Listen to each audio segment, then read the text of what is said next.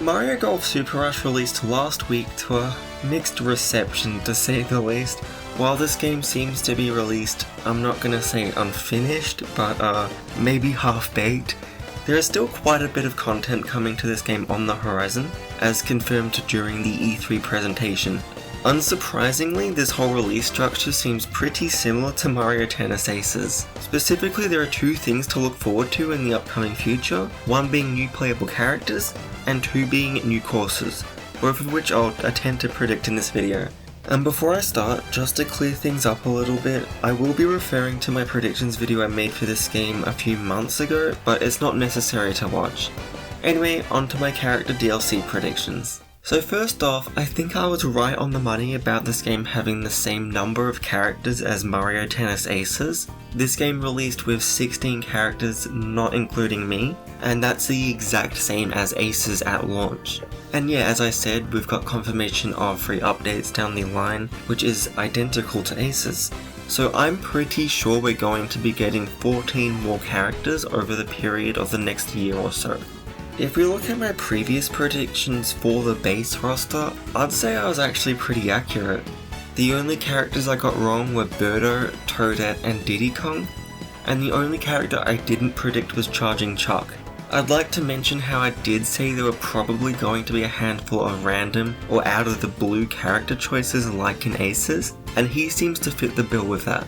So with my DLC predictions, I'm just going to directly carry over Birdo, Diddy Kong, and Toadette. All of them seem pretty obvious to me, especially Birdo and Toadette. Birdo has a character model in the game with dialogue and animations and everything, so she's pretty much guaranteed. And also, at the start of the game we see Toadette actually playing golf.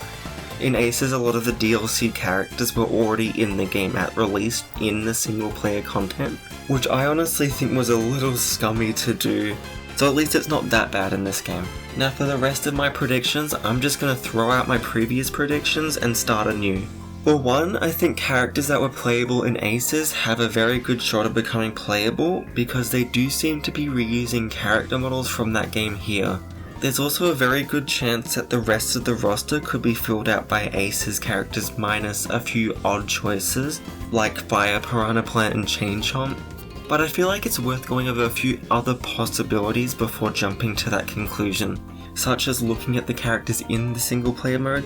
Now while there aren't any major in-game characters besides Toadette and Birdo, there is a scoreboard near the beginning of the game that has quite a few character names on it.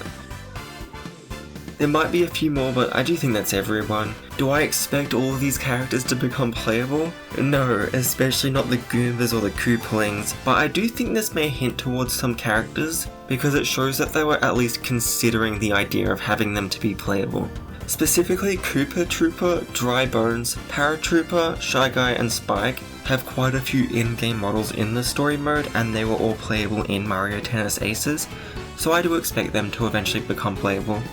On top of that, while he isn't in Super Rush as a model, Kamek was playable in Aces as well, so that leaves us with 5 more characters, and from Aces I think that Luma and Dry Bowser could be great choices. PD Piranha as well, he was playable in Toadstool Tour, and King Bob-omb's inclusion shows that they're not afraid to include larger characters. The only remaining character from Aces that I think could work would be Boom Boom.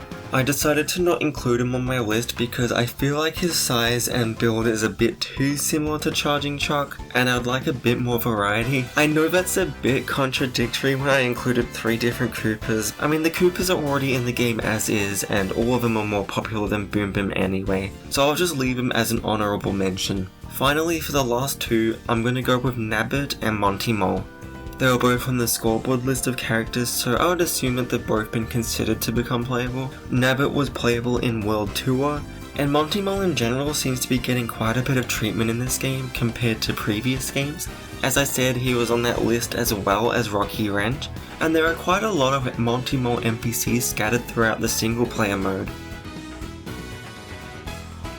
Before I move on to my course predictions, I did want to go over one more character as an honourable mention, and that's a new Mario clone character.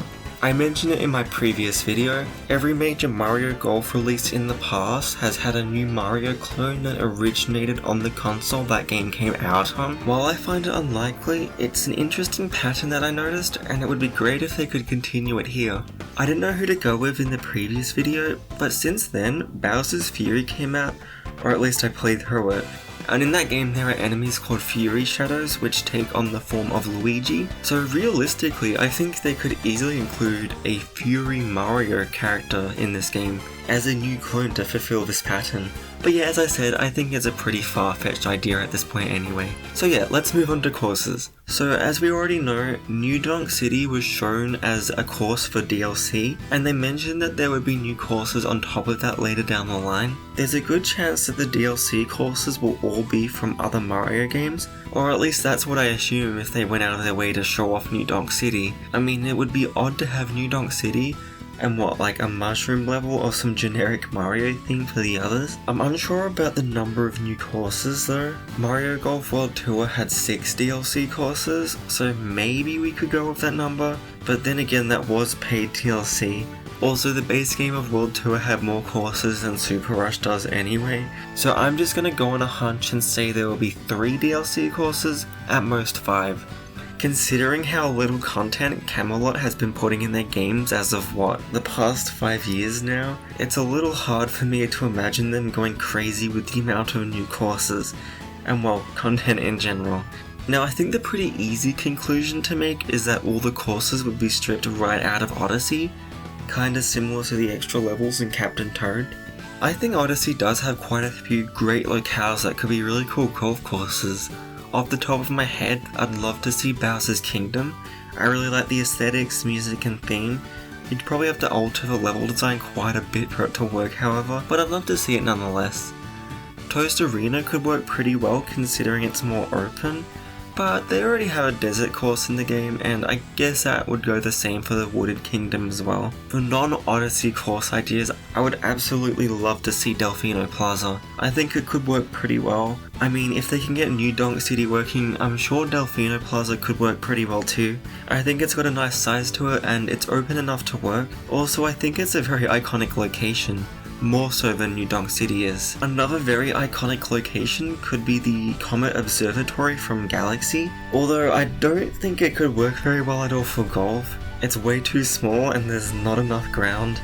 But now that I'm thinking about it, something Galaxy themed would be amazing, especially playing around with gravity and spherical planets, although that's definitely going out of the realms of possibility for something in Super Rush. Hopefully at the very least we can see a space themed course. Going back to something more realistic, I think it's possible to expect some older golf courses from the previous games to be redone for this one. In World Tour, they remade all the courses from 64 for DLC, so perhaps in this game we could see a variety of courses from 64, Toadstool Tour and World Tour. I think that could be a pretty good way to flesh out the course selection and variety without making course designs from scratch. That said, New Donk City really does seem to be directly taken from Odyssey without many changes at all, so I think to dial it back a bit, while there is a lot of potential with the courses they could put in this game, I honestly think it's most likely to only see maybe a couple more locations from Odyssey, and maybe some altered and more challenging course designs with what we've already got in the game. So I guess that's my final prediction for the DLC. Of course, there could also be more modes and features added to the game over time outside just the characters and courses, but I'll leave other ideas and predictions for you guys in the comments. Anyway, thanks for watching, I really appreciate it. Stay tuned for a Smash Ultimate Predictions video, hopefully coming out within the next week. See you then.